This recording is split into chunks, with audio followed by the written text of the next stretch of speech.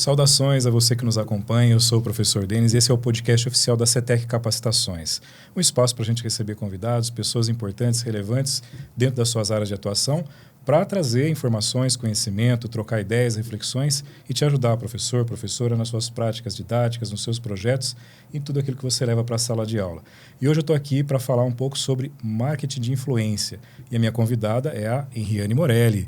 Ela que é da HRI Consultoria e Agência, vai contar um pouco da história dela e falar um pouco desse universo do marketing de influência. Tudo bem? Tudo bom? Prazer enorme estar aqui com vocês. Obrigado por ter vindo, por ter aceito o convite.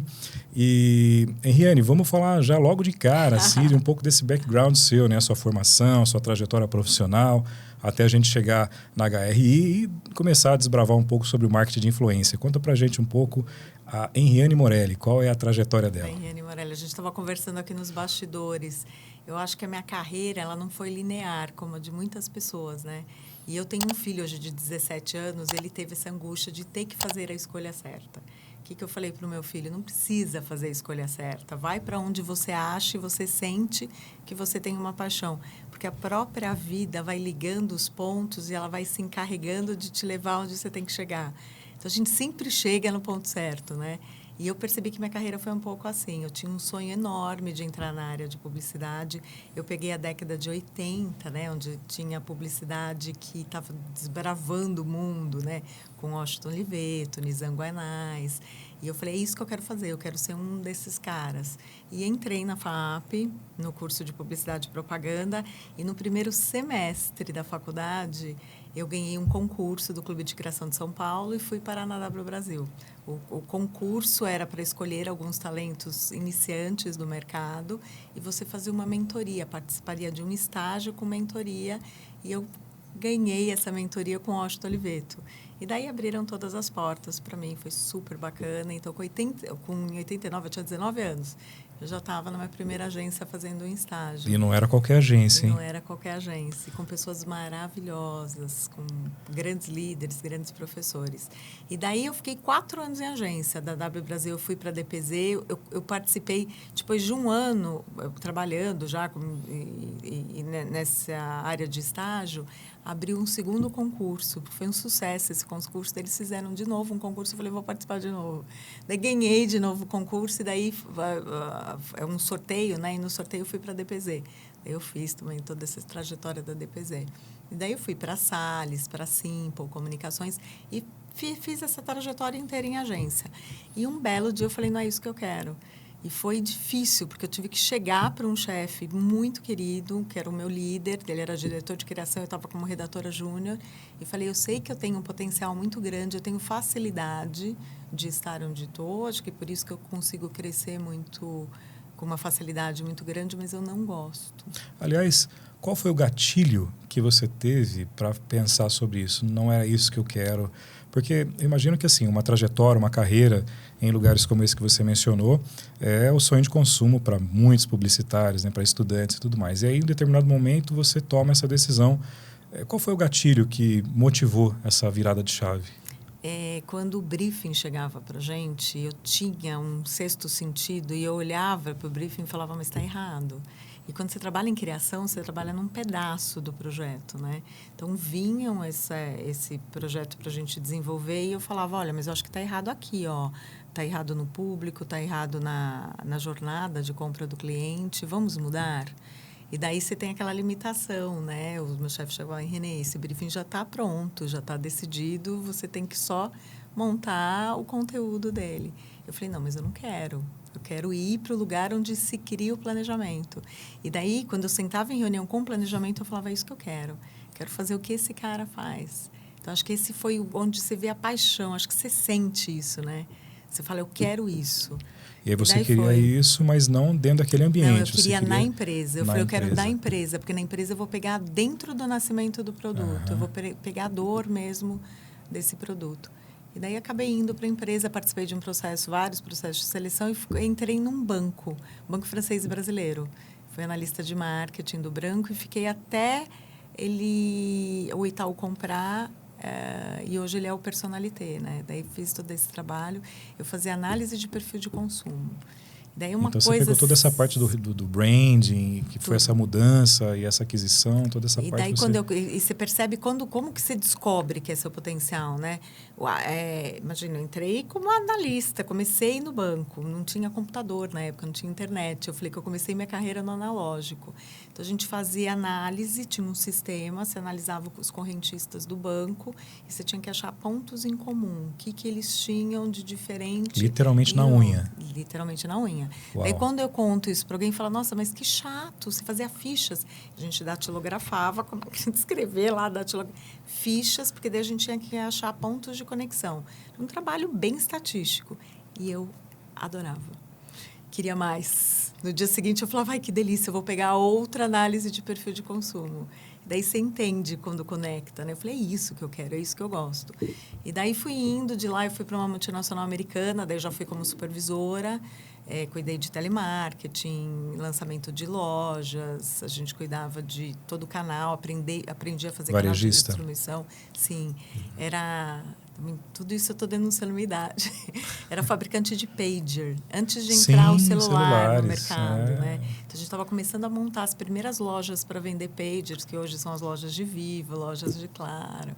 Então, eu entendi o que era canal de revenda, canal de distribuição, como que a gente monta estratégia para cada um desses canais. E daí, eu fiquei em tecnologia a minha carreira inteira. Eu tenho 25 anos de corporativo. Sempre com tecnologia, fábrica e tecnologia. E olha só que interessante, né? No mundo que a gente vive hoje, né? O marketing, a tecnologia, dados, essa coisa mais analítica, você que pegou esse primórdio, né? Essa coisa analógica de todo esse trabalho, eu acho que hoje está tudo muito mais fácil para você transitar por isso, né? E assim, a base que eu tive, por isso que eu falo para todo mundo, eu falo, olha, você tem que ter uma base boa. Não adianta entender só do digital, não adianta você pegar o marketing digital se você não entender a base do marketing, se você não entender a base da comunicação. E naquele evento que a gente participou junto, né, que eu achei brilhante a sua pergunta, quando fala assim, para os estudantes, muitos estudantes já são muito maduros tecnologicamente, né, eles nasceram nesse ambiente digital. Então, a maioria já é influenciador e isso é nato para eles. O que é difícil para a gente é muito nato e muito espontâneo deles. Só que falta a base, né? Não tem jeito, você tem que estudar muito comunicação, teoria de comunicação, neurolinguagem, psicologia, semiótica, antropologia, psicologia, porque senão você vai perder essa sua autenticidade, você não tem argumentos. No evento que a gente participou também, não sei se você chegou a ver a palestra do Tass. Sim. Uma das coisas que eu achei brilhante o Tass falar. Ele falou, leia muito. Se você ler, você tem vocabulário. Se você deixar de ler livros, e leia livros que você goste, você não vai ter mais argumentos, você não vai poder ser um digital influencer, porque você vai perder não tem repertório, né? Você não vai ter repertório, exatamente. Além da gente perder, a gente deixa de ganhar tudo que a gente pode, né, enfim, construir a partir da literatura, né? Exatamente. Agora, Henrique, me fala uma coisa. Nessa época, né, banco e essa sua trajetória, já existiam influenciadores? Sempre existiram, existiu, né? Com outros e aí eu acho formatos. legal a gente falar disso, porque hoje quando a gente fala de marketing de influência, dos influencers digitais e tudo mais, muitas vezes parece uma coisa nova, né? Assim, nossa, surgiu, né, uma atividade nova dentro dessa área do marketing. Mas, na verdade, essa figura de pessoas influenciando as massas, os consumidores, isso sempre existiu, né? Sempre existiu. Eu falo que assim, o influenciador, o marketing de influência, ele é uma envelopagem de tudo que a gente aprendeu na TV, né? Do meio de comunicação de marca, televisão. Então, a gente vem desde dessa era aprendendo com o garoto Bombril, né? Que era o persona da marca. Então, ele tinha essa proximidade com a dona de casa, ele se colocava no lugar dela para falar, eu sei a dificuldade que você tem de arear uma panela. E isso gerava conexão, né? Com a dona de casa e fazia com que ele te desse essa confiança de compra e ele pudesse influenciar na venda dos produtos. Então, esse detergente é melhor para isso, esse produto é melhor para aquilo. E o marketing de influência é isso. Ele deu uma envelopada, óbvio, né, para se adaptar a um canal diferente, o canal da TV, o canal hoje do digital, o social media, né, os canais sociais. Mas é isso, ele trabalha da mesma maneira, influenciando. E quando você fala dos veículos de comunicação de massa, a gente pensa que essas personalidades do esporte, da cultura, da dança, da música, da arte em geral, que estava presente nesses veículos, né, no cinema, no teatro, na televisão, eles faziam parte de um grupo que tinha ali uma certa quantidade limitada, vamos dizer assim. E hoje a gente vê que isso não tem mais barreiras, não tem mais limites, né? Porque assim, não precisa a pessoa ser famosa para que ela influencie, né? Então ela consegue, sendo uma voz na sua comunidade ou no grupo de pessoas onde ela está inserida, sendo uma voz ativa, uma voz que tem essa influência, ela já pode, de repente, transitar por esse caminho, né? Isso. A gente classifica, né? Dentro do marketing influência, a gente tem uma pirâmide que vai classificando cada tipo de influenciador pela quantidade de seguidor que ele tem. Então, a gente tem desde o macro influenciador, que são as celebridades, até o nano influenciador, que é de 1 a 10 mil seguidores. E o que a gente percebe? Que o micro e o nano influenciador, eles têm um poder de penetração muito maior do que o macro influenciador. E não tirando ele da pirâmide, né? Então, cada um ele tem uma estratégia específica para dentro do seu planejamento, né? Mas o micro e o nano influenciador, eles têm um potencial de crescimento muito grande, né? E nos dão um retorno muito grande também. E, por exemplo, quando você fala de 10 mil seguidores, né, nesse nano, isso é somando toda a presença digital dele ou isso está concentrado em uma única rede social? Quando a gente fala de Instagram, por exemplo, TikTok, como que a gente quantifica isso? Contando uma rede social dele. Então, ele tem 10 mil seguidores no Instagram, tem 10 mil seguidores no TikTok. Então, a gente olha e faz isso, né? Lógico que a gente depois analisa dentro da estratégia que eu estou montando, dentro do produto que eu estou montando, qual que é o canal mais pertinente. TikTok, daí eu preciso achar esse nano dentro do TikTok. E outra coisa muito legal também que a gente consegue fazer com o nano e com o micro influenciador. Cada um tem o seu nicho muito específico, a sua comunidade, onde ele lidera e ele tem esse grande poder de influência. Na hora que você vai fazer uma ação grande, você consegue pulverizar. E daí você coloca 10, 15 nano-influenciadores e cada um impactando dentro da sua própria comunidade. O que talvez uma celebridade não consiga com esse poder de penetração. Então, você faz várias contratações e você coloca como se fosse um megafone na sua estratégia, na sua comunicação. Então, isso é muito legal, isso nos ajuda muito. Outra coisa que nos ajuda muito também, e comparando o marketing tradicional e o marketing de influência, quando você trabalha em empresas grandes, você tem um orçamento de marketing, né, para o seu budget. E dentro desse budget, você tem que dividir ele entre duas etapas. A etapa que é para conversão de vendas e a etapa que é a produção, tudo que você tem que investir em produção para que você faça o seu trabalho de conversão funcionar. Então, por exemplo, eu vou fazer uma campanha de TV. Uma parte da minha marca, da minha verba, ela é para você produzir, né, essa campanha, esse comercial. E daí você vai pagar a mídia, mas o que é mesmo a conversão é a mídia e o horário lá que você comprou.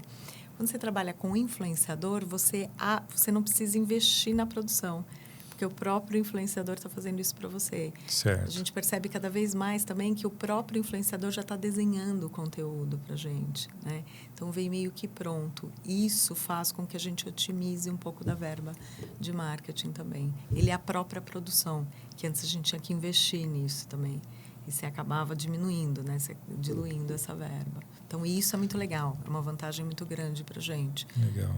E como é que a gente mede o trabalho, por exemplo, o resultado de um influenciador? Porque como é um mercado que, assim, não é que está começando, mas ainda existem muitas dúvidas, né, sobre, por exemplo, eu pensando em contratar um influenciador para o meu negócio, por exemplo. Como é que eu meço, né, o retorno? Porque, assim, existem vários formatos que ele pode trabalhar também, né? Acho que seria legal a gente falar sobre os formatos e quais são os tipos de análise, de métricas, de retorno que a gente pode ter, até para saber se a minha estratégia com o influenciador A é melhor comparativamente com o B.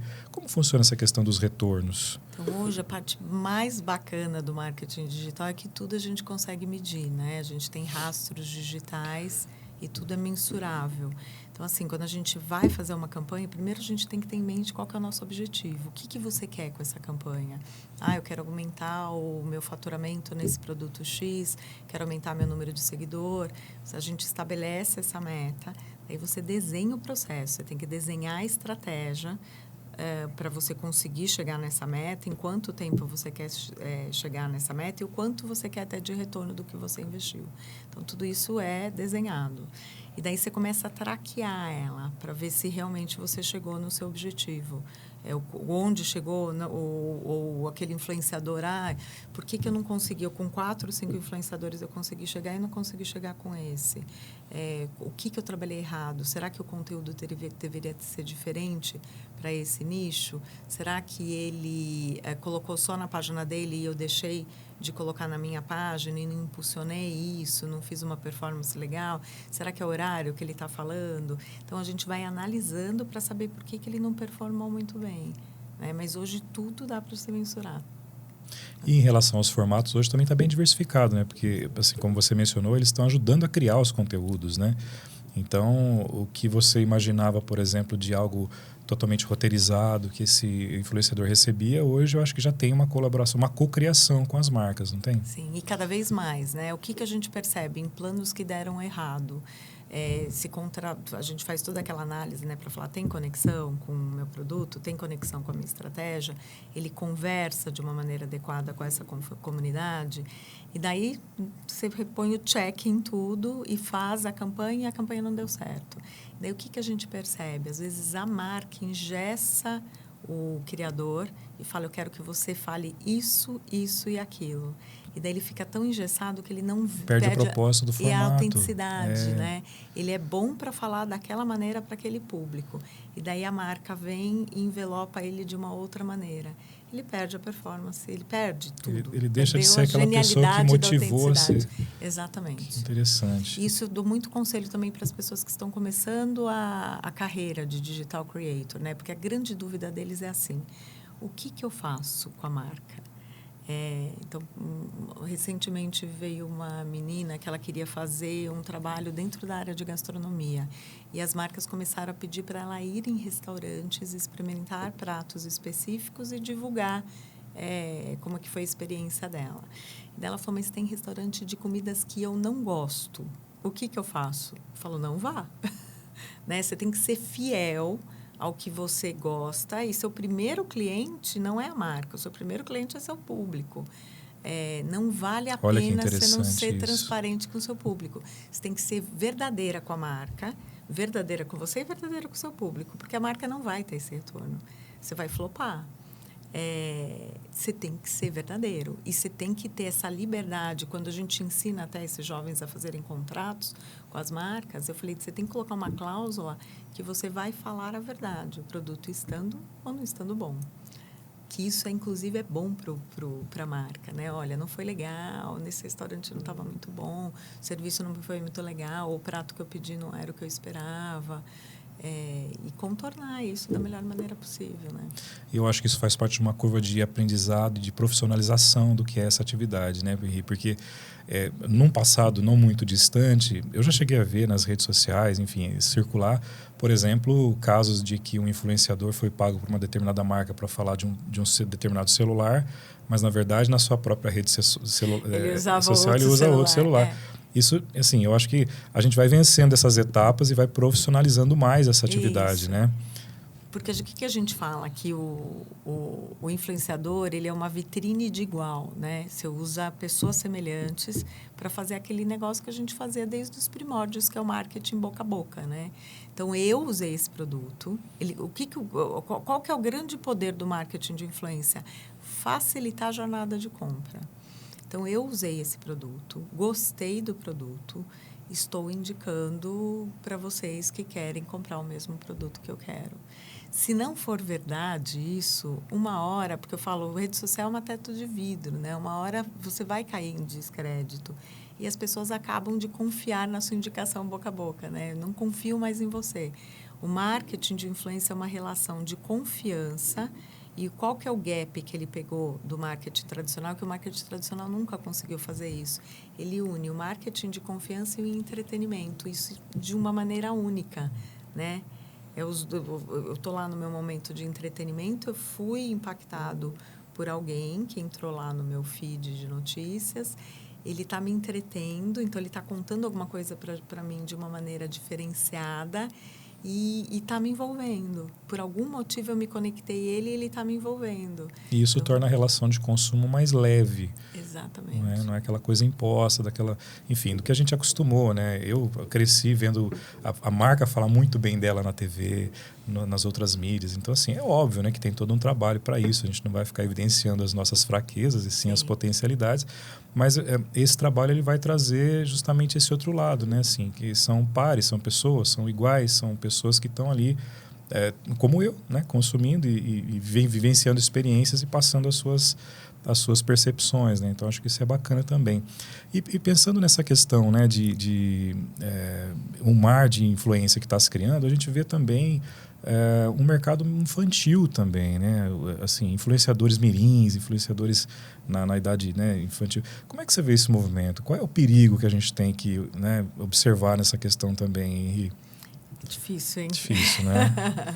E eu sou mãe também, eu acho muito difícil. Eu, como mãe, eu acho que a gente não pode podar, né? Então, se é uma coisa autêntica, a gente vê o próprio caso da Maísa, né? A Maísa era uma coisa borbulhante nela. E eu vejo entrevistas dela hoje, porque a gente tem um poder de julgamento do outro, né? Incrível. E eu falava, essa mãe deixou... será que ela perdeu a infância? Será que ela trabalhou tanto assim? Porque ela, sim, era um inato influenciador. E eu vejo hoje entrevistas dela falando, eu adorava o que eu fazia. Eu precisava disso, era uma coisa muito forte e não me impediu de fazer nada do que eu faria quando eu era criança. Então, eu acho que tem muito isso, né? Eu acho que tem que ser uma carreira, né, dessa criança, muito nato da criança. Ela tem que querer muito e com um hall de apoio, né? Os pais apoiando, falando, olha, é um pedaço da sua vida. Pondo alguns limites, né? Importantíssimos, né? Porque é difícil a gente lidar com isso. Você vai ter muita gente que vai te julgar. Você vai ter altos e baixos. Será que psicologicamente a gente está, né? Uma criança está preparada para esses altos e baixos? Então, ele vai ter muita fama, talvez, e depois cai e não tem nunca mais. Essa fama não exista mais. Então, eu acho muito, muito, muito, muito difícil. Lá na sua agência, você tem esse tipo de creators? Não. Só adolescentes. Só adolescentes, a partir de 15, 16 anos. Isso. A gente também nunca teve necessidade de trabalhar com criança. Mas, por exemplo, se uma marca te procurar, falar, nosso produto é esse, a gente está pensando nesse público... Nossa, tomara que não me procure.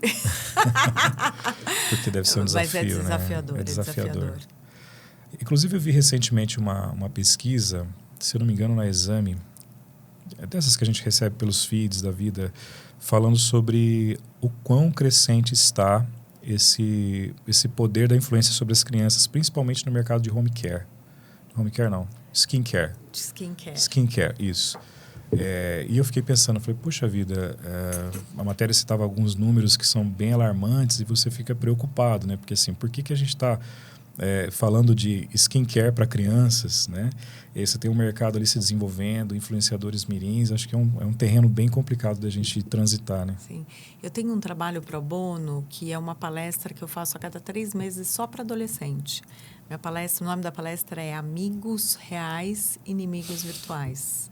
E na palestra a gente vai mostrando os bastidores das redes sociais e o poder que existe de persuasão e o poder que existe de influência. E até mostrando toda a parte da neurociência, né? Então, neuromarketing, por que a gente faz isso, por que esse é o melhor momento de persuasão, como que a gente mostra a diferença de uma vida real e uma vida no digital. E o que eu percebo? Essa geração que já nasceu nativa no digital, eles não conseguem ter essa percepção de diferença que a gente tem da verdade e do digital. Do momento que é 1 segundo lá que está acontecendo aquilo e do momento real da vida. Então, por exemplo, a gente foi muito influenciado, por exemplo, por campanhas da Doriana, né? Aquela família feliz, todo mundo super feliz. Mas a gente ainda acreditava que aquilo não era uma verdade absoluta, porque na nossa casa a gente tinha um momento Doriana e não tinha os pássaros, as músicas, não estava todo mundo super bem vestido, aquela família perfeita. Então, a gente ainda sabia a diferença. Falava, eu comprei Doriana porque eu quero ter Idealizava aquele momento. aquilo. Eles não têm isso. Não tem. Para eles, Que realmente, todo mundo tem aquilo que eles estão vendo e só eles que não têm. Então, você começa a mostrar, eu vou te mostrar modelo aqui, antes dela gravar essa campanha que te impactou, como que ela é e agora que ela gravou. Agora eu vou te mostrar ela na vida dela. Tá vendo a diferença? É 1 milésimo de segundo. Ela foi isso que você quer chegar a ser, só esse milésimo de segundo. Isso não é uma realidade. E daí parece que dá uma destravada, daí dá uma ajudada. Eles conseguem entender o que é real do que não é real. Isso é muito perigoso, né? É super perigoso. Inclusive, isso nos leva a pensar aqui sobre pontos de controle, regulação e tudo aquilo que envolve, por exemplo, a gente estabelecer limites, né? O que existe hoje dentro desse mercado de influenciadores, né, de marketing de influência, que possa transitar dentro dessa questão da legalidade, aonde está passando dos excessos, porque a gente sabe que, por exemplo, o CONAR tem uma determinada ação, né, nos veículos tradicionais, enfim. E no digital, como são estabelecidos os limites? A gente tem parâmetros para isso ou ainda a gente está longe de... Ótima pergunta. Eu acho que falta essa regulamentação. Nós não temos uma regulamentação adequada, é tudo muito novo, né? Então, primeiro veio a rede social e agora a gente está falando como que a gente vai regulamentar, o que está sendo imposto agora, né? Então, a gente tem algumas coisas da própria Meta, a Europa está muito avançada, então, quando a gente usa essas plataformas de fora, já vem com essa regulamentação e algumas obrigatoriedades, e a gente está meio que montando regras com a roda andando, né? Mas é um cuidado muito grande. E no digital é tudo muito assim, né? É tão acelerado. Primeiro acontece o problema e depois a gente vai lá e fala que vamos tomar uma atitude. Exato, né? Que é o caso das inteligências artificiais generativas, aí, que a gente até falou um pouco lá no evento, né? E existem influenciadores digitais já dentro desse universo, né? E aí também a gente pode partir para diversos campos de discussão, né? Do ponto de vista da ética, do ponto de vista, por exemplo, do que a gente vai... Qual é o limite para a gente utilizar esse tipo de influenciador digital mesmo, né? Nativamente digital. Como é que é isso lá dentro da sua agência? Assim, como é que você, por exemplo, seleciona que tipo de influenciador, para propor soluções, onde entrar inteligência artificial, como é que funciona nos projetos que você desenvolve? Então, o que a gente faz? A gente tem um ambiente autoral nosso que tem funcionado super bem. A gente monta grupos de estudo antes de propor um trabalho para qualquer cliente. Então, tem aquela reunião de briefing, o cliente contrata a gente faz uma reunião de briefing e ele vai passando para a gente todas as dores que ele tem e todas as experiências que ele teve e o que o frustrou e qual que é a expectativa que ele tem com esse novo trabalho. E daí, uma dica muito importante que eu dou também, a gente tem que entender tudo que o cliente fala, uma escuta super ativa, e eu tenho percebido cada vez mais a dificuldade desses novos entrantes do mercado de ter essa escuta ativa. Então, eu sento na mesa, às vezes, com jovens, né, que trabalham para a gente, e falo, você não entendeu que ele falou isso? Tem uma dificuldade de interpretar. Então, isso é uma coisa que a gente pode trabalhar na academia. Como preparar eles para eles terem uma escuta melhor, né? Entender uma interpretação melhor do que o cliente pede para eles. E daí tem essa parte, a gente vai lá e anota tudo. E sempre entendendo que o cliente não te contou tudo. Então, você tem que entender das palavras não ditas. Então, o tempo todo a gente requestiona, porque fala, não é possível isso. Me conta de novo, me dá um exemplo disso. E daí você fala, não, então não era isso que você queria dizer, era aquilo. Daí você monta toda essa estratégia. A hora que a gente tem toda essa estratégia, a gente faz um grupo de estudo. Eu tenho 2 psicólogas que trabalham com a gente, que são terceirizadas. Uma é especialista em arquétipo de marca e especialista em branding. E tem uma psicóloga que é especialista em perfil de consumo. Então, tem as psicólogas que entram nesse grupo de debates. A gente chama o influenciador para esse momento do planejamento estratégico. Então, você fala, olha, essa persona do cliente, ela tem muitas características que se relacionam com esses influenciadores. Eles entram para desenhar a estratégia com a gente. Então, eles vão falando, na minha comunidade isso não funciona. No meu perfil, acho que eu já tenho um exemplo de que aconteceu isso. E eles vão ajudando, a gente vai desenhando, todo mundo desenha junto esse projeto. Cada um dentro do seu expertise técnico. E daí funciona super bem, porque a hora que você planeja, né? E você tem todo esse estudo e começa a fazer o nosso planejamento, né? Vamos então estudar na jornada de compra quais são os melhores formatos. Quem que vai falar nesse momento? É a marca que fala? É o influenciador que fala? Vamos gerar conteúdo do próprio cliente, autêntico, e você vai destravando isso lá na jornada de compra do cliente. Então, ao resultado disso, a gente tem um super trabalho no começo, diferente de outras, né? Não outras agências, mas de outros trabalhos. A gente investe muito no começo. Quando alguém contrata a gente fica 60 dias estudando antes de começar a trabalhar. Então, a gente fala, ó, você está com outra agência, você quer trocar? Então, fique com ela, porque vai demorar 60 dias para a gente começar a assumir mesmo os seus canais, porque a gente vai ficar uma imersão esse período mesmo, estudando. né?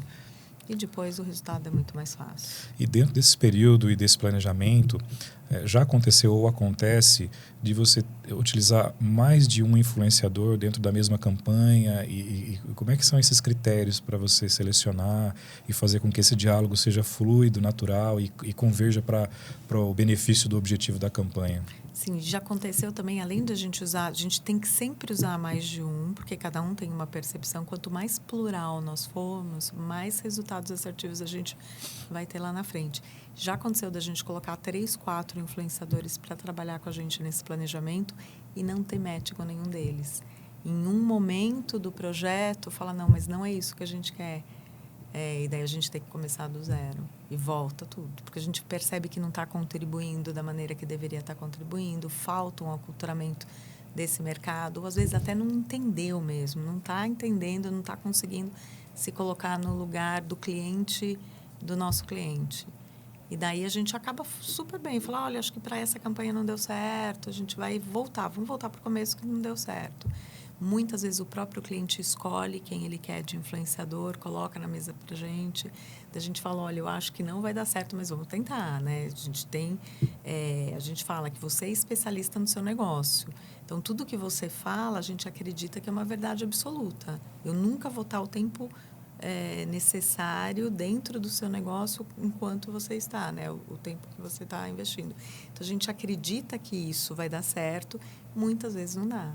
A gente volta para o cliente e fala, olha, não pode por isso, não deu certo. A gente vai voltar e vai redesenhar o projeto.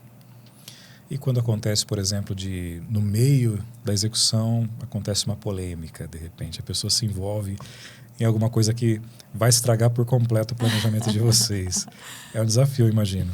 Gestão de crise, daí é um desafio, acontece, não tem jeito. A São gente pessoas, tenta né? minimizar isso.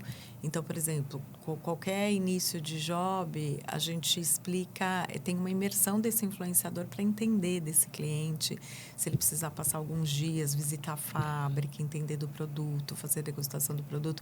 Então, a gente faz essa imersão, né, com ele. E daí a gente entende muito sobre cultura. Uma coisa que a gente tem feito e que tem dado super certo é entender valores de uma pessoa, porque no final de tudo é humano falando com humano, né? São pessoas. Então a gente tenta entender quais são os seus valores, qual que é a sua cultura, como é que é a sua família, como é que você cresceu, e a gente entende a cultura da empresa. E daí a gente vê se tem esse relacionamento e tem essa conexão. Porque se não tem, vai dar problema lá na frente. Se seus valores não estão alinhados, sem você perceber, às vezes não é nem maldade, sem você perceber, a gente vai ter problema lá na frente. Né? E daí, vamos supor, aconteceu. Fizemos tudo isso, mas aconteceu. Daí eu falo que é transparência. Você tem que chegar lá e falar, olha, realmente é verdade, nós erramos, e vamos retomar a rota, vamos refazer. Como que a gente vai trabalhar com esse problema que começou? E nunca abafar. Sempre aconteceu. É pior, né? Aconteceu. Agora, isso que você está me falando me traz aqui uma dúvida, que é a seguinte. Como é que faz curadoria, por exemplo, de onde é que a gente busca esses influenciadores? Porque imagina que você tem lá o seu cliente, que tem, né, os objetivos, as campanhas, os produtos, tudo aquilo que precisa ser trabalhado, e aí tem a agência. E como é que faz para buscar esses influenciadores, né? Eles chegam até você, vocês já devem ter um banco de dados, eu imagino, mas como é que você alimenta isso? Como é que inclui, como é que exclui? Onde é que estão essas pessoas? Importante essa pergunta. Hoje a gente tem ferramentas, nós temos ferramentas e empresas que gerenciam influenciadores. Então, hoje a gente usa, vou contratar, por exemplo, o Misquid da vida. Eu tenho lá todas as características que eu preciso, um banco de dados enorme e você puxa por esse banco de dados. A gente tem relacionamento com algumas agências que já têm os seus influenciadores e já faz esse trabalho de coaching, né? Não é de coaching, esqueci o nome, gente. Com esse, eu vou lembrar, com esses influenciadores, e daí a gente faz essa busca ativa e eles mesmos vão atrás dos nossos clientes. Então, tem muita gente que fala, olha, eu tenho um match com você, eu queria fazer um trabalho com você.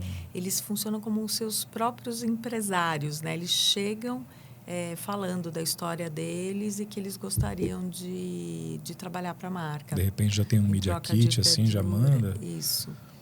E daí a gente só faz análise, né? Falar, então, vamos só entender como é que você tem esse match com a empresa. Eu atendo um grupo grande de padarias, delicatessen e bistrô no Rio de Janeiro. E tem uma busca muito grande de influenciador. Eu quero ir fazer um vídeo dentro da padaria ou dentro do seu bistrô e contar qual que é a minha experiência. Posso? Então, isso é super espontâneo. E daí a gente tem uma equipe que analisa. Então, faz análise. Olha, vamos analisar quem que é essa audiência, quem são esses seguidores, qual que é o perfil desse influenciador. Vamos conversar com ele, vamos contar um pouco para ele como é que é a empresa. E a gente percebe, antes da gente assumir essa conta, como é uma marca muito grande, muito consolidada já no Rio de Janeiro, antes da gente assumir, uma grande queixa deles era... esses influenciadores vão de uma maneira espontânea, a gente acaba não falando não, e a gente acaba trocando por alguns vouchers, alguns brindes, fazem o trabalho, e daí acaba atraindo um grande número de seguidores para a nossa página. Então, os seguidores desse influenciador começam a seguir essa empresa, e depois de 3 meses a gente perde essas pessoas e eles saem. Daí, sabe aquela história? Muita gente chega para a gente e fala assim, olha, eu cresço, mas eu perco na mesma quantidade que eu estou... Ou esse mês eu consegui 5.000 seguidores, mas eu perdi 3.000 seguidores. Um dos grandes motivos, existem vários, tá? Mas um dos grandes motivos é isso. O influenciador chega, ele traz um público bacana, a pessoa começa a seguir página porque ele gostou daquele post específico do influenciador, aquele influenciador falou, vou seguir aquela página. Só que ele não sustenta, porque não é um perfil para aquela marca. E daí ele acaba saindo depois de 3 meses. Aliás, essa é uma curiosidade. Existe esse movimento da pessoa começar a seguir, daqui a pouco ela deixa de seguir? Porque a sensação que eu sempre tive é de que assim, a gente vai ficando amarrado a diversos lugares, a diversas marcas e pessoas, e é difícil a gente ir lá fazer uma limpezinha, né? Pessoa física falando, né? Mas então é um movimento que acontece. A gente não faz. Nossa geração não faz. É difícil a gente falar assim, hoje eu não gostei desse post, eu vou deixar de seguir. Mas a maioria, olha só, a geração, por exemplo, dos meus filhos, a geração Z faz muito, a geração Alfa faz muito isso, porque eles foram impactados. Eu não gostei, me interrompeu no meu momento, perdi 1 segundo da minha vida, vou deixar de seguir. Por isso que a gente tem que tomar está cada vez mais difícil fazer gestão de rede social, porque você tem que ser brilhante o tempo todo, porque um post pode fazer com que você perca milhões de seguidores. É um post só. E outra coisa também que eu percebo é que eu acho que essa busca, né, incessante por números e pessoas e enfim, seguidores, faz com que algumas marcas, em alguns momentos, acho que até passam um pouco do ponto em relação ao... Por exemplo, a gente teve o debate recentemente, né, dos candidatos a prefeito aqui de São Paulo, que teve aquele episódio da cadeirada lá do Datena. E no mesmo dia, o que se via nas redes sociais era uma enxurrada de marcas, influenciadores, aproveitando aquele momento, né, fazendo aquele recorte da cadeirada e, na sequência, já engatando algum tipo de conteúdo. Então, assim, também são limites que eu acho que precisam ser trabalhados para você ter uma marca forte, para você ter a credibilidade, para você ter o público certo, não? Porque eu acho que também passa do ponto muitas vezes, né? Sim. Eu vou fazer o merchan de um podcast que eu estou acompanhando, que eu estou amando esse podcast. É um antropólogo que entrevista outros antropólogos E durante a entrevista desse podcast, eles falam de uma maneira que não antropólogos como nós entendemos o que eles falam. Então, é brilhante esse podcast. O nome do podcast é Tudo é Culpa da Cultura. Tudo é culpa da cultura. Vou deixar o link aqui na descrição. E o final da história é sempre assim. Se você olhar, qual que é o culpado? A cultura que você teve. A cultura. Então, esse é o grande problema. Isso a gente acaba não olhando em estratégia de marketing, né? A gente tem que tomar muito cuidado. Então, por exemplo, eu fui aculturada pelos meus pais. Meus pais me deram noções de certo e errado relacionado à violência. Então, para mim, você ter um ato desse violento vai contra a minha cultura. E eu acabo deixando de seguir essa pessoa que foi contra o que eu acredito que é o certo. Então, é isso que a gente tem que tomar muito cuidado. Porque se todo mundo está fazendo esse divisor de águas entre o certo e o errado, baseado no que ele teve de cultura, como que uma marca tem que agir? Porque, às vezes, você está agindo de uma maneira... eu quero ser... Por exemplo, eu vou usar um exemplo da marca do Burger King, que usou... que tentou fazer uma piada, tentou fazer um humor, lembra? Lembro. Com um personagem de filme 18+. Isso mesmo. E daí pegou super mal. Pegou super mal. E para ele falou, gente, mas foi uma brincadeira. Mas qual que é o limite da nossa brincadeira, né? Porque você acaba queimando a marca. Por isso que tem que tomar muito cuidado. Como que eu sei se eu estou no caminho certo ou errado? Isso que eu conto para todo mundo. Mas, Henrique, mas como que eu sei? Qual que é meu limite? Por isso que você tem que ter uma equipe diversa. Você tem que ter pessoas diferentes, que pensam diferentes de você na sua equipe. Porque senão, se eu colocar 10 Henrianes numa mesa discutindo marca comigo, todo mundo vai chegar enviesado. E eu falo, eu quero pessoas que são contra as minhas ideias. Eu só contrato gente que fala, não acredito nisso. Senão, a gente vai sempre para o caminho certo. Então, a dica tenha sempre equipes multidisciplinares, equipes plurais, diferentes faixas etárias, diferentes gêneros. Tenha pessoas com limitações físicas na sua equipe. Eu trabalhei muitos anos com um cego na minha equipe. E ele trazia uma realidade para a gente que a gente não conseguia. Ele perdeu, ele tinha uma doença degenerativa, ele foi perdendo a visão até ficar cego 100%.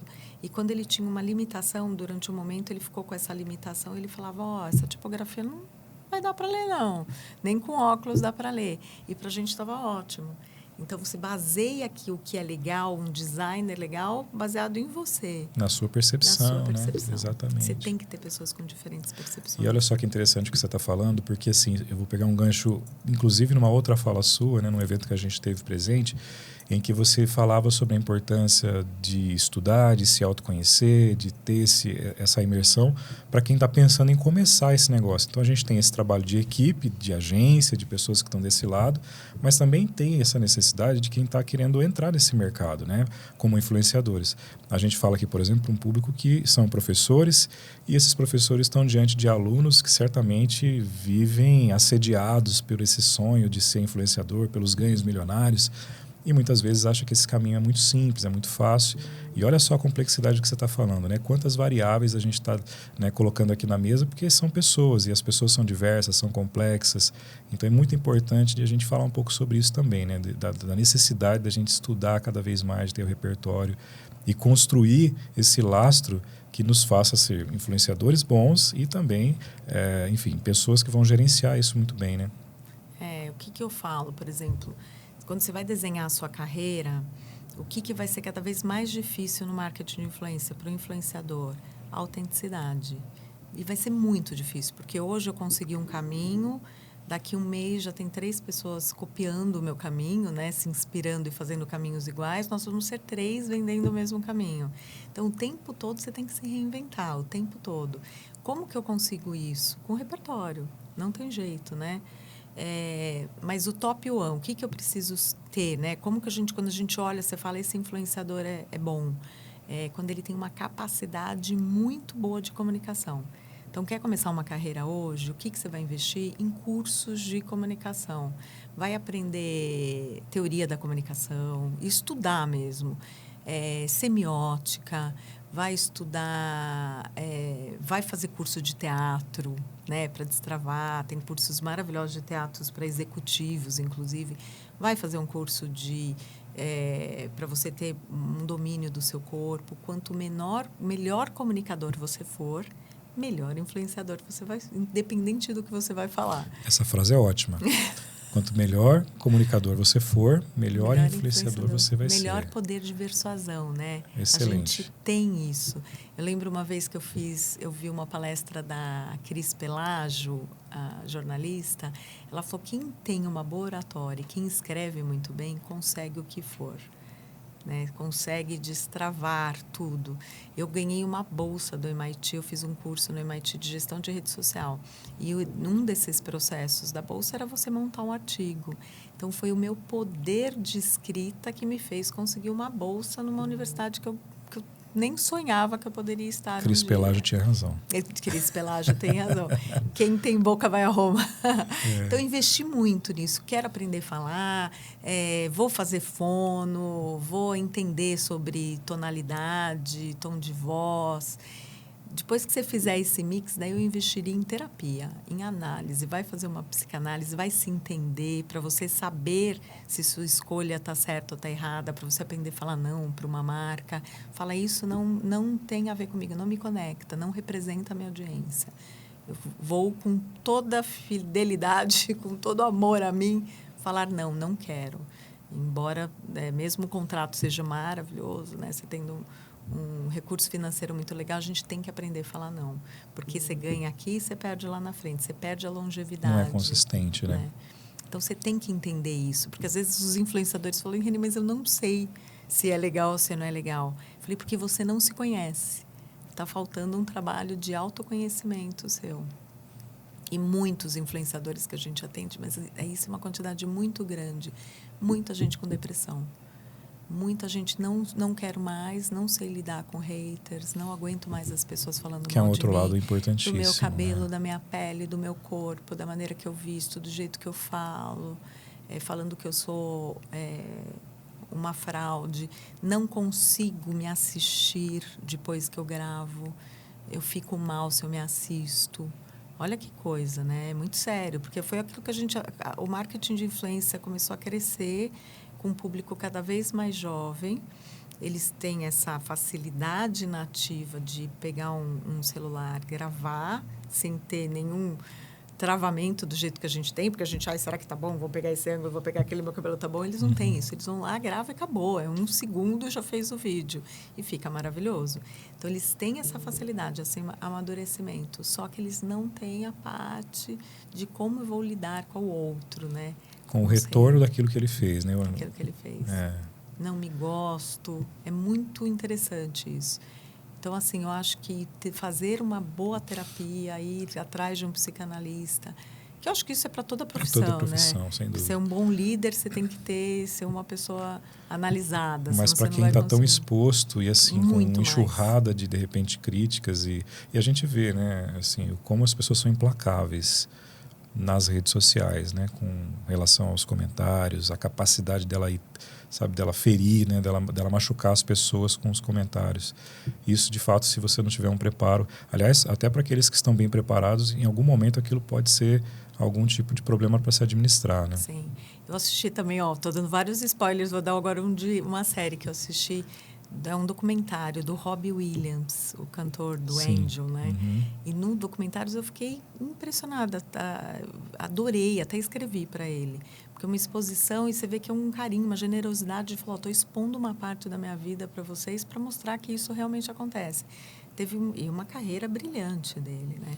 Ele falou, tinha dias que eu subia no palco, na hora que eu estava cantando, para aquele Wimbledon lotado, eu falava, e vinha uma voz na minha cabeça, você é uma fraude, tá todo mundo achando que você está desafinando. E ele cantando.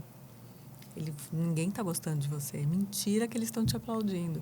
E ele vinha, o inconsciente dele vinha e falava para ele, até que ele teve uma síndrome do pânico. Ele foi no palco, no meio de um show, tive síndrome do pânico, não conseguia mais. E E você fala, olha, acontece com todo mundo. É muito difícil lidar com fama, com exposição de imagem. É muito difícil.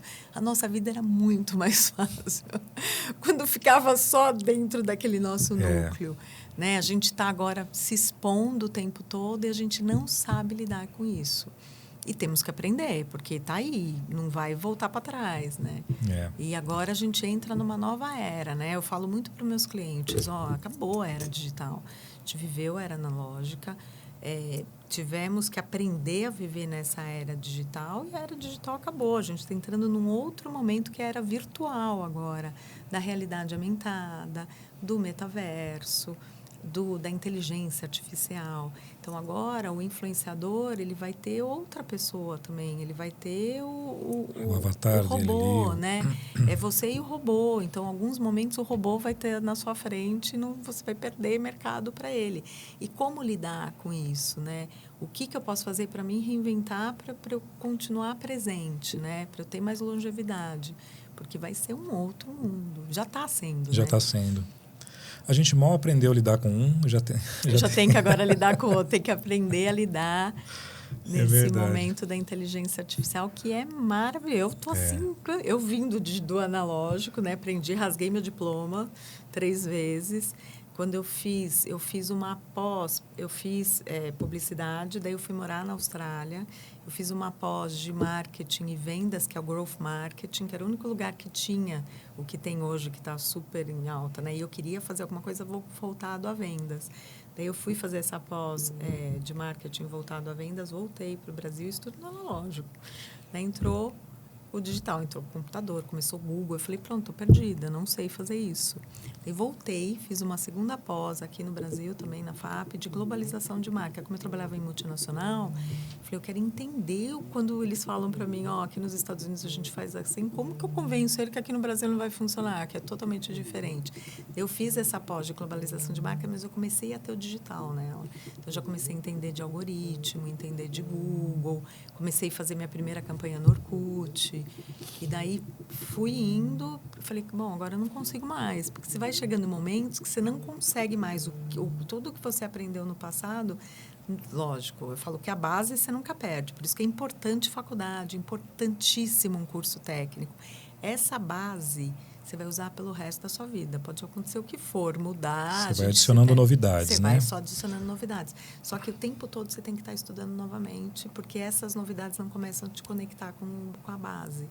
Daí eu fui fazer eu fiz um MBA de gestão de rede social, fui fazer esse curso no MIT de gestão de rede social, porque eu comecei a ter que entrar nesse ambiente de tecnologia. Eu quero entender algoritmo, eu quero entender programação, porque eu não estou conseguindo mais montar estratégia.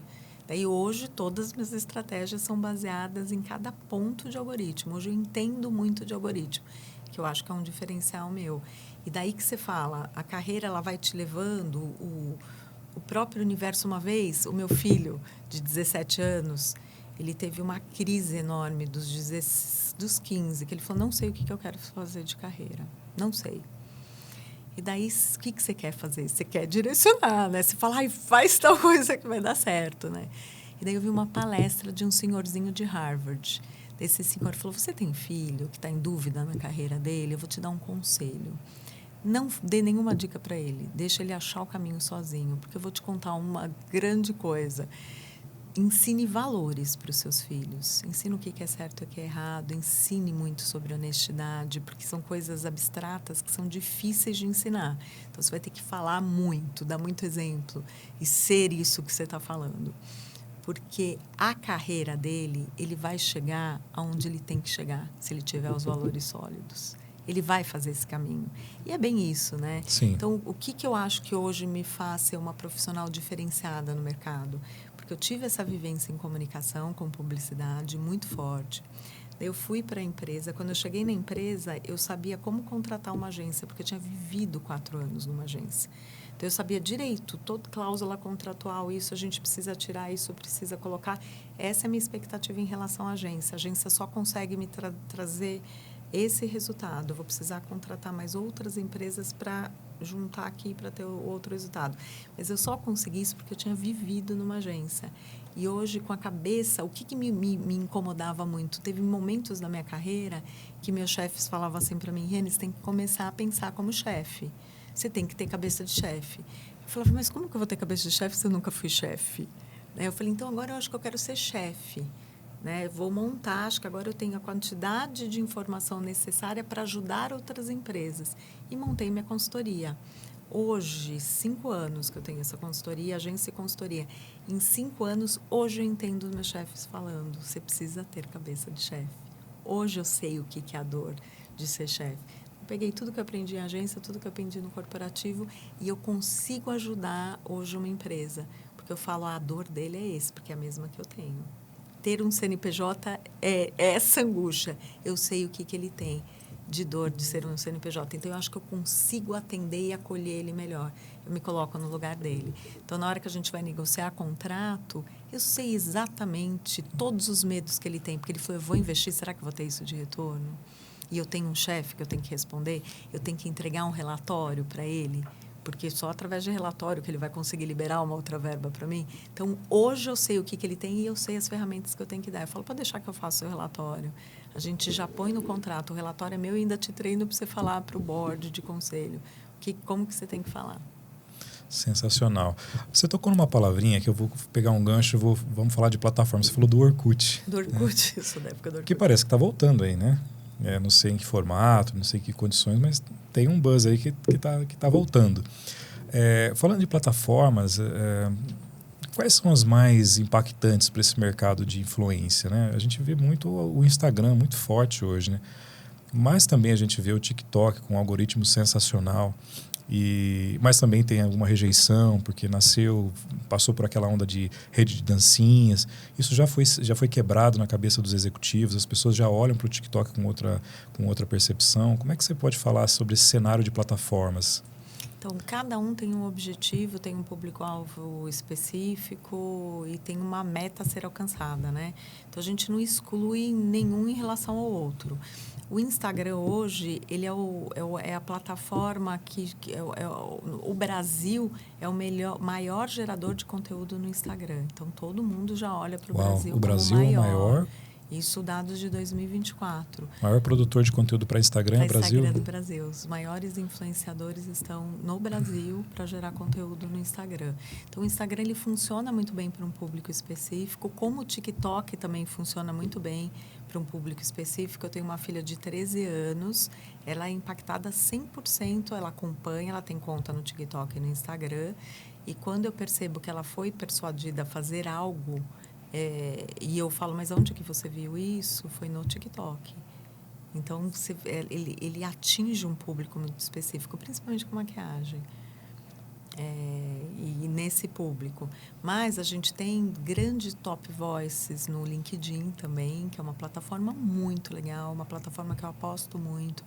Ela faz muito bem B2B, ela faz muito bem algumas educações muito interessantes e tem pessoas maravilhosas fazendo influência lá no LinkedIn também. Então, eu acho que cada um tem o seu público, inclusive Facebook. Eu tenho alguns clientes que têm muito retorno pelo Facebook e com influenciador também. E nesse mar, você acha que tem espaço para, de repente, um retorno do Orkut? Você acha que tem alguma lacuna ainda a ser preenchida, alguma coisa para ser aprimorada dentro dessas ferramentas existentes? Eu acho que sempre tem. E eu sou super a favor de sempre aparecer plataformas novas, né? Porque toda vez que nasce uma nova plataforma, ela vem com uma nova proposta totalmente diferente das outras. Daí, as outras são obrigadas a acrescentarem essa nova versão que existe, né? Então, a gente tem o caso do Instagram, do Facebook, né? Começou o Facebook, daí eu precisei comprar, Mark Zuckerberg precisou comprar o Instagram, daí ele falou, nossa, esse TikTok, ele tem um poder muito grande para chegar em novas pessoas. Vamos montar o Reels aqui? Daí, graças ao TikTok, hoje a gente consegue ter o Reels também no Instagram. Então, a gente vai aprendendo com os novos e vai se inspirando e montando e a gente vai ficando cada vez melhor, né? Mas eu acho que sempre tem espaço. Sempre a gente vai mudar. Sempre a gente vai ter pessoas novas com outras expectativas, com outras experiências, com novas culturas. Sim. E a gente vai precisar fazer o novo para atingir essas pessoas. Muito legal. Bom, a gente está quase chegando no finalzinho. Eu queria te fazer 2 perguntas finais. Primeiro, em relação ao algoritmo, né, que você disse que está se especializando, um dos diferenciais da sua empresa é entender bem desse algoritmo. O algoritmo, ele é mocinho ou ele é vilão? Ele é 100% mocinho. Assim, um mito muito grande. O algoritmo não é vilão. Ele nos ajuda muito, graças ao algoritmo. E graças ao algoritmo que a minha empresa existe, acho excelente, porque ele te dá a possibilidade de deixar com que só as pessoas que entendam dele sobrevivam ao mercado. Porque imagina se todo post que todo mundo fizesse fosse destravado e persuadisse todo mundo. Né? Como que seria? Todo mundo consegue vender a mesma água, todo mundo consegue, você não precisasse estudar, né, para conseguir chegar num ponto comum. Qual que é a grande função do algoritmo? Te fazer com que chegue até você o que realmente você quer. Ele tira o que você não quer da jogada. Então, se você quer comprar um tênis e você não é consumidor de sapato, o algoritmo vai fazer com que o sapato nunca chegue até você, porque você não vai comprar sapato. Né? Mas assim, aquela história, né? A diferença entre o veneno e o remédio é a dose. É a dose. Né? Tudo na dose certa. Tudo na dose certa. Porque óbvio. O algoritmo ele pode também enviesar muito. A gente vê isso muito presente nas campanhas eleitorais. Né? Sim. Se a gente for acompanhar ali as 2 últimas eleições americanas, isso reverberou aqui no Brasil também. E a gente vê, por isso que eu perguntei se é mocinho ou se é vilão, porque assim, a gente vê muito essa culpabilização do algoritmo por todos esses vieses que eles acabam formando. Né? Então, o ponto de vista que você está trazendo é muito importante, porque para a marca, né, e para os consumidores, eliminando essas coisas que não necessariamente são para o seu uso, para o seu foco, isso é muito legal. Mas tem esse outro lado também, né? Mas daí a culpa não é do algoritmo, a culpa é nossa, né? Então, assim, as plataformas, elas foram criar... Qual que é o objetivo da plataforma? Te fazer ficar o maior número possível de horas dentro do Instagram. Ele quer do Instagram, do Facebook, do TikTok. O que eles querem fazer? Com que você perca a noção do tempo, né? Que é aquela história do tempo Kairos e do tempo Cronos. Eu quero que você perca essa noção. Né? Quantas vezes já aconteceu isso com você? De você estar olhando Sim. lá no Instagram e você fala, gente, passou 2 horas. Porque esse é o objetivo mesmo de todas as plataformas. A quantidade de luz, a quantidade de música. Então, o que ele vai fazendo? O algoritmo, ele vai te encantando e vai trazendo só o que você quer. E daí, o que você não quer, ele vai pegar aquele post e vai levar para outra pessoa que quer. Porque esse é o grande fundamento, né, das plataformas sociais. Outra grande coisa, né, da plataforma social, junto com o post, não está escrito isso é mentira, isso é fake. Né? Por mais que estejam sendo criados vários rótulos, isso é uma inteligência artificial, isso não é verdade, mas não tem isso, né? Uma bandeirinha.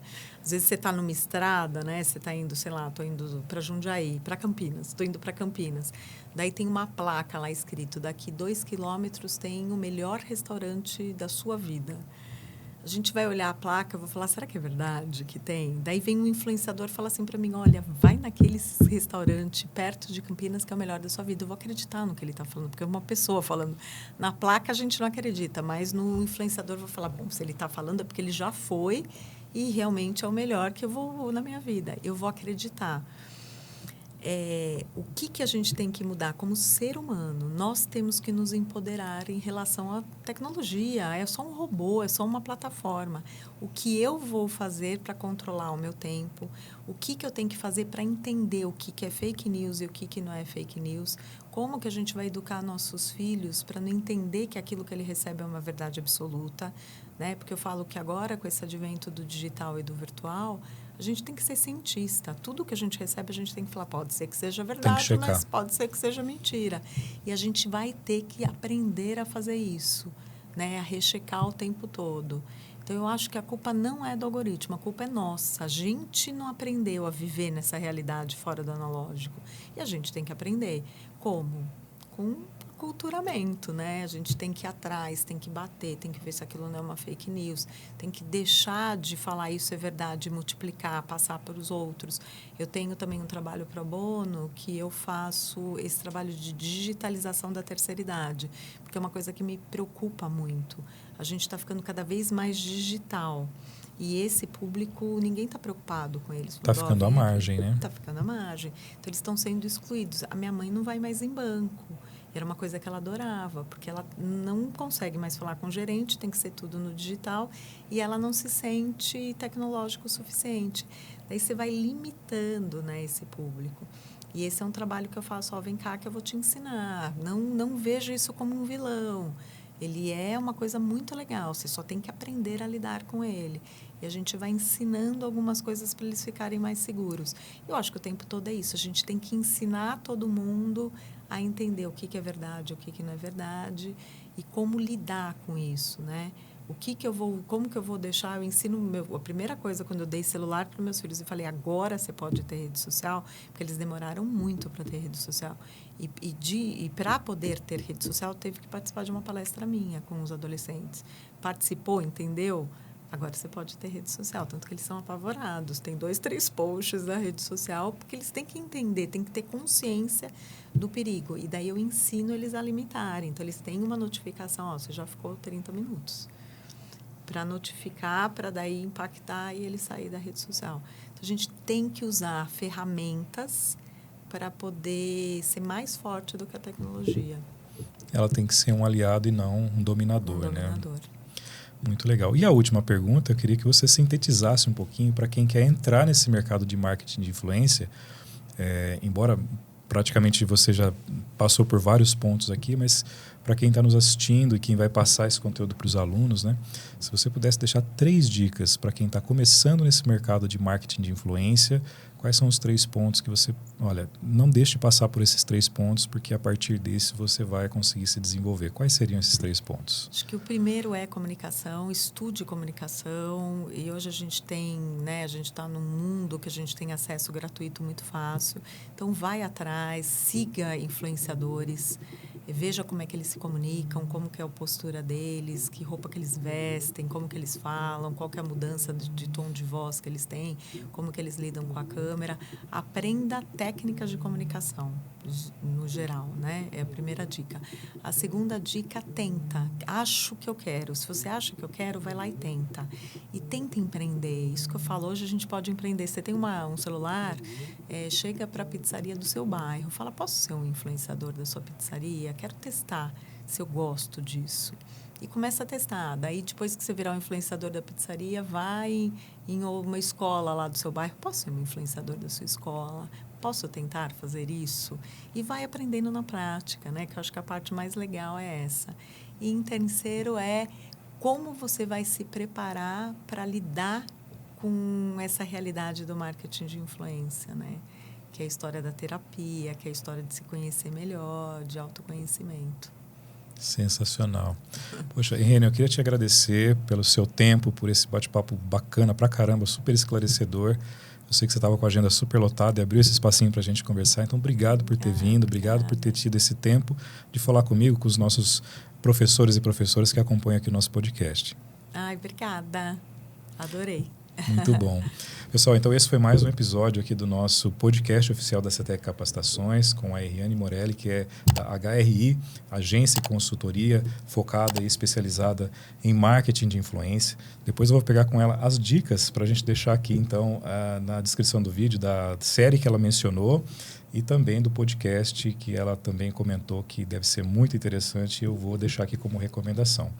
Então, nos próximos episódios, mais personalidades, mais pessoas como ela vêm aqui bater um papo comigo para a gente trazer mais reflexões, discussões, informações importantes para você, professor, professora, melhorar, incrementar, refletir sobre algo que pode ser importante nas suas práticas didáticas aí no seu dia a dia.